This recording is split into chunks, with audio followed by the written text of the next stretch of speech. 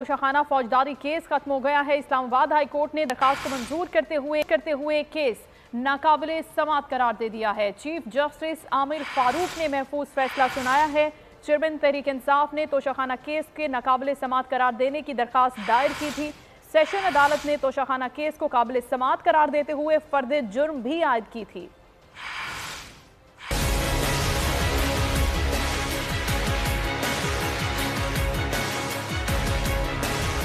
Chairman Tehreek Insaf के खिलाफ तोशाखाना फौजदारी केस खत्म।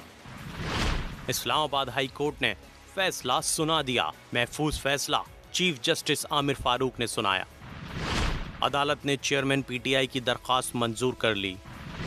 तोशाखाना फौजदारी केस नाकाबिले समाअत करार दे दिया गया।